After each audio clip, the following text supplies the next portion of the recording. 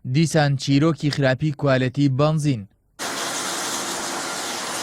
ئەمجارە نرخی بەرز و کوالەتی نزم.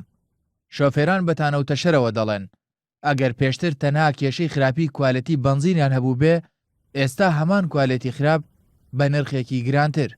وەکو شۆفێران بەتاکید ناڕازیم، من وەکو خۆم زۆر لێ ناڕازیم، یعنی بەوەی کە من تەسەورم کرد بێت کەواڵێتەکەی ئێستا خراپترە لە پێشوو، بەس سعرەکەی بەرز بووەتەوە، یعنی هیچ کەواڵێتەکەی باش نەکراوە، بڵێ باش کراوە لەبەرەوەی سعرەکەی بەرز بووەتەوە.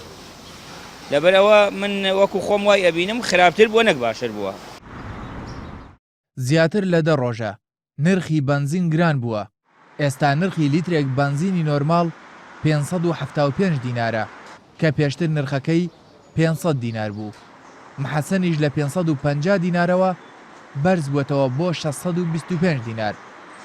بەڵام کوالێتیان زۆر نزمە.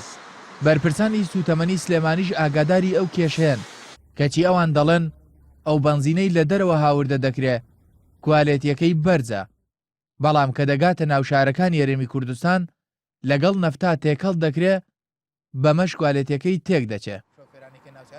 لە هەموو دنیا سێ جۆر کوالیتی نییە، لە هەموو دنیا دوو جۆر کوالیتی هەیە. من پێشووتریش ئاگداری بەنووسرا و ئاگداری لایەنی پەیوەندیدار و ئاگداری وزارەتم کردوتەوە کە بەڕاستی نۆرمەڵ بنزینێکی زۆر خراپە، ناکرێت بەنزین لە بینی 88 بۆ 92 بێ، چکە ئێستا سیارەکان مۆدێلی گۆڕاون و جۆری فیت پەمپەکان گۆڕاوە، جۆری ئەو بەخاخۆوانەی کە بنزینەکان هینەکە ئەنێرێتە ناو سیارەکە ئەگۆڕێن. لەبەر ئەوە پێم باش بوو لە 90 دەستی پێ بکرای، بەڵام بەداخەوامان لە 88 دەستیان پێکردەوە. سەرباریەوەی شۆفێران و لیژنەی وزە و سامانە سروشتەکان لە سلێمانی دەڵێن کوالەتی بنزین خراپ بووە، کەچی هێشتا هیچ بنزینخانەیەک سزا نەدراوە و لێپێچینەوە لەگەڵ کەسدا نەکراوە سەبارەت بەم کێشەیە. ئیجراتی ئێمە لەبەرەوەی خۆ دەزانی لە مەزدەرەوە بەرزە بێتەوە دەسەڵاتی یەک شتمانێ بەرامبەریان بکەین، بەس ئەگەر هۆکارەکە ناوخۆی بووایە هەر لە خۆیان هەستانە بە بەرزکردنەوەی نرخەکان، ئەوە ئێمە وەکو خۆمان ئیجراتی یاساییمان لەگەڵ ئاکردن.